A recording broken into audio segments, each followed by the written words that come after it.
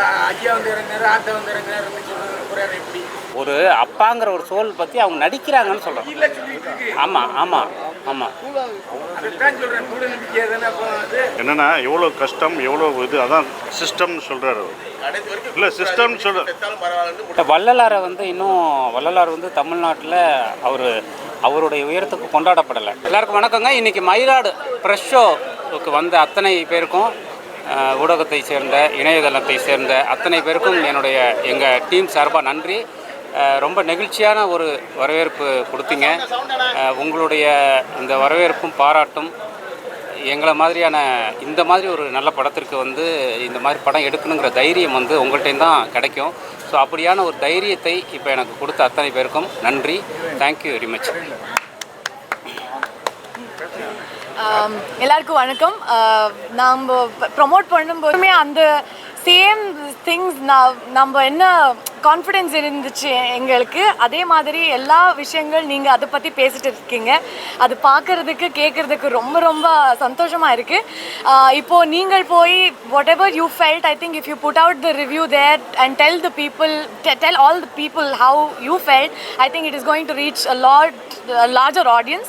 So thank you so much. Thank you. I'm just very happy. எல்லோருக்கும் வணக்கம். Brush media எல்லாருக்கும் நன்றி. வந்து இந்த படத்தை பார்த்துட்டு மயிலாட பார்த்துட்டு எங்களை வாழ்த்துனதுக்கு. ஸோ இப்படி ஒரு படத்தை கொடுத்த டைரக்டர் ராஜமுருகன் சாருக்கும், ஷான் ரோல்டன் நடித்த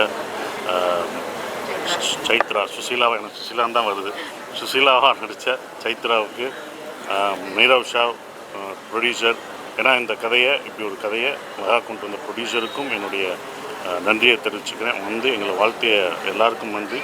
நீங்கள் தான் எடுத்துகிட்டு போய் சொல்லணும். இப்படி ஒரு படத்தை, ஒரு மனித நேயத்தையும் ஒரு ஹியூமனிட்டியும் சொல்கிற படத்தை நீங்கள் தான் மக்களுக்கு எடுத்துகிட்டு போய் சொல்லணும். சொல்லுங்கள்.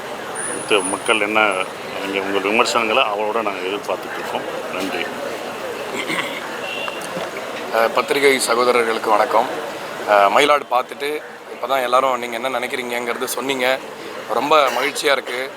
எப்பயுமே வந்து நான் ஆரம்ப காலத்துலேருந்தே நான் பண்ணுற படங்களில் என்னோடய இசை வந்து சமூகத்துக்கு ஏதாவது ஒரு நல்ல விதத்தில் பயன்படணும் அப்படின்றது என்னுடைய ஒரு முக்கியமான நோக்கமாக இருந்துகிட்டு இருக்குது இன்னி வரைக்கும். அதனால் இந்த படம் எனக்கு ஒரு பெரிய ஆப்பர்ச்சுனிட்டி. வள்ளலார் சொன்ன ஒரு மெசேஜ் வந்து என்னோட டீப்பாக ரெசனேட் ஆச்சு என்னோடய சோலில்.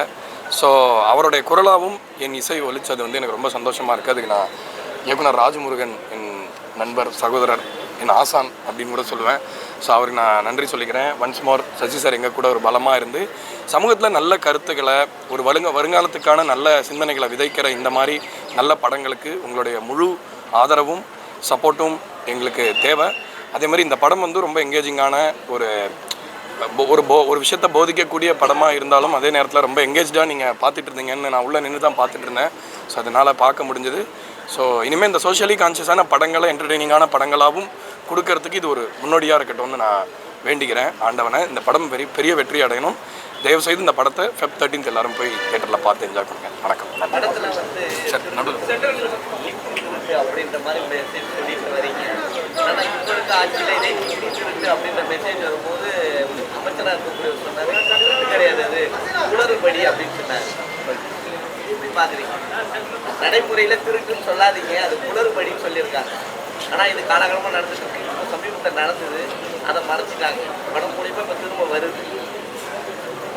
இப்போ இதை நீங்கள் குளறுபடின்னு சொல்ல போறீங்களா, திருட்டு அப்படின்னு சொல்ல போறீங்களான்னு கேட்க வரேன். இல்லை, படத்தில் என்ன சொல்லியிருக்கோம்? மதுரை மீனாட்சி ஆஸ்பத்திரியில் அந்த கிட்னி திருட்டு கொஞ்சம் ஃபேமஸாக அடிபட்டது உங்களுக்கே தெரியும். நீங்கள் மதுரை, அதனால இந்த படத்தை ஓகே எடுத்தீங்களா? படம் என்ன சொல்லுது? கடைசி அன்பா போதிக்குது. அன்பா இல்லை, எதுக்கு சொல்கிறோம்னா எல்லாம் அண்ணா ஒரு கருத்தை அப்படின்றீங்க. ஆனால் பெரிய டைரக்டர் கிட்னி கொடுக்கலாம், ஏன்னா சென்ட்ரல் மினிஸ்டர் இல்லை, அது கொடுக்கணும்னு சொல்லப்படல. ஒரு ஏழையிலேருந்து அதாவது எவ்வளோ கஷ்டம், வலிமையான, அதாவது ஏழ்மையான ஒரு இதில் இருக்கும் அப்படின்றத அவர் இந்த படத்தில் சொல்லியிருக்கார். என்னென்னா எவ்வளோ கஷ்டம், எவ்வளோ இது, அதான் சிஸ்டம்னு சொல்கிறார் அவர். இல்லை, சிஸ்டம்னு அப்படி கிடையாது. கடைசி அவர் சொல்கிறது மனிதம், அந்த ஹியூமனிட்டி தான் வேணும். என்ன இருந்தாலும் பழி வாங்கிறது, ஒரு அதிகாரம் ஒரு தட்டை கையில் கொடுத்தா அந்த அதிகாரத்தை வச்சு நம்ம பழி வாங்கக்கூடாது. மன்னிச்சு மனித நேயத்தை வளர்க்கணும். அப்போ தான் இவ்வளோ பிரச்சனைகள் அடுத்த ஜென்ரேஷனுக்கு நம்ம சொல்கிறது மனித நேயத்தையும் நம்ம நல்ல ஹியூமனிட்டியும் சொல்லணும் தான் இந்த படமே எடுக்கிறோம். ஒவ்வொரு முறையும் பழி வாங்குறதுனால எதுவும் தீர்வு ஆகாது. ஒருத்தர் இன்னொருத்தர் பழி வாங்குறதோ பழி உணர்ச்சி படுறதோ ஒரு தீர்ப்பே ஆகாது. அப்போ மன்னிக்கிறதான் அருள். மன்னிச்சாதான் நீ தான் கடவுள். மை லார்டுன்றது என்ன, நீயும் இறைவன், நீ மன்னிச்சா நீ ஒரு இறைவன் அப்படின்றதான். அதை தான் சொல்கிறது. மன்னிக்கப்பட்டனால அவன் இறைவனாக இருக்கிறான். அதை தான் சொல்கிறேன். சார், வாடிய பயிரை கண்ட போதெல்லாம் வாடினேன்னு வள்ளலார் சொன்னார். 2 பேர் வாங்க. தமிழ் சினிமாவில் நிறைய படத்தில் ரொம்ப சொல்லலை. நான் கிளைமேக்ஸ் சொல்ல மாட்டேன், ஆனால் ரொம்ப அருமையாக சொல்லிட்டு நிறைய ஃபீலாக இருந்தது. அந்த கிளைமேக்ஸ் இதை பற்றி சொல்லுங்கள், என்ன இந்த வள்ளலாரை வந்து இன்னும் வள்ளலார் வந்து தமிழ்நாட்டில் அவருடைய உயரத்துக்கு கொண்டாடப்படலை. அவருடைய எண்ணங்கள் சினிமாவில் சுத்தமாகவே வள்ளலாருங்கிற ஸ்பேஸ் வரல. ஸோ அவருடைய சன்மார்க்க நெறி அப்படிங்கிறது மனித நேயத்தை சொல்கிறது உங்களுக்கே தெரியும். ஸோ அதை வந்து இந்த படத்தில் முக்கியமாக சொல்லணுங்கிறது தான் ஸ்பேஸு. வள்ளலாருங்கிறது ஒரு ஃபிலாசபி தானே, ஒரு உருவம் கிடையாது. அவர் ஒரு லைட்டு. அந்த லைட்டுங்கிறது ஒரு ஃபிலாசபி. அது தொடர்ந்து வந்து ஹேட்டுக்கு எதிராக ஹேட்டு அப்படிங்கிறது இல்லாமல் ஹேட்டுக்கு எதிராக அன்பை வைக்கும்போது தான் எங்கேயோ ஒரு இடத்துல மாற்றம் உருவாகும். நம்ம அப்படியே போயிட்டே இருந்தோம்னா எப்படி அந்த மாற்றம் உருவாகும் அப்படிங்கிறது. ஸோ அதனால் இந்த படத்துக்கு அதில் வந்து நான் வள்ளலாருடைய ஃபிலாசபியை முன்னிறுத்தியிருக்கேன். அதுதான் கிளைமேக்ஸ்.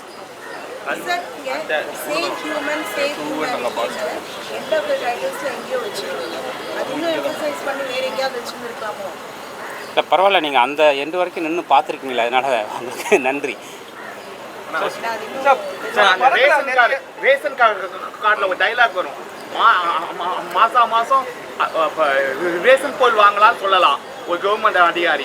மானியம் வாங்கலான்னு ஒரு வேர்டு வரும். திமுகவுக்கு சாதகமாக உள்ள டைலாக் போர்ஷனா இல்லை சமகாலத்தில் மானியம் வாங்கலாம்னு சொல்லுவாங்களே. இல்லை கதை வந்து சமகாலத்தில் நடக்குதுங்கிறதுக்காக அதையெல்லாம் சொல்கிறோம். இன்னைக்கு இருக்கக்கூடிய ரேஷன் கார்டில் மண்ணெண்ணெய் வாங்கலாம், பருப்பு வாங்கலான்னு தான் வருவாங்க ஒவ்வொரு அதிகாரி. மாதம் 1000 ரூபாய் வாங்கலான்னு சொன்னார். இல்லை அதெல்லாம் இல்லை அவர் இனிமேல் மாதம் அவனுக்கு உரிமை தொகை வந்துருமான்னு சொல்கிறாரு. சமகாலத்தில் நடக்குதுங்கிறதுனால அது சொல்கிறாருங்கிறத ஒன்று. இந்த காலத்தில் நடக்கிறதுனால அதை சொல்லுங்கள். என்ன சொல்லியிருக்க மாட்டோம். போஸ்டர்ஸ்லாம் வந்து பார்த்தோம், காணவில்லை. இவங்க இந்த சுசீலாவோட கிட்னியை காணவில்லை அப்படின்னு போச்சு. அது மீது மற்றும் ஜனநாயகம் அப்படின்னு போச்சு. இப்போ ஜனநாயகம் படத்தில் ரொம்ப நாளாக காணும். அதை பற்றி ஏதாவது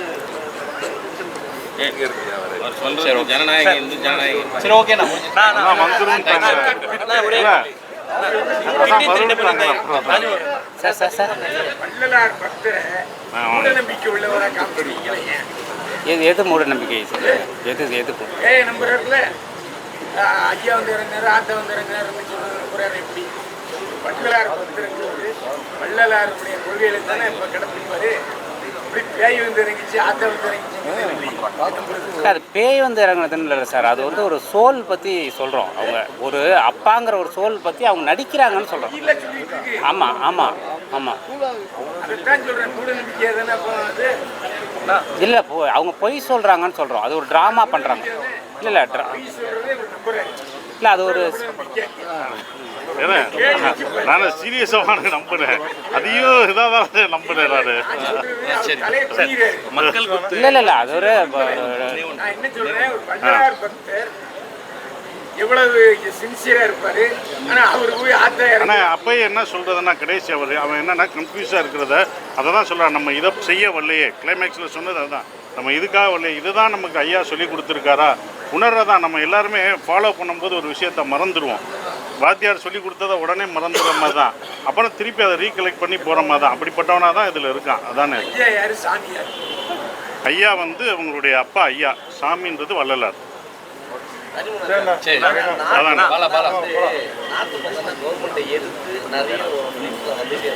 புரியல.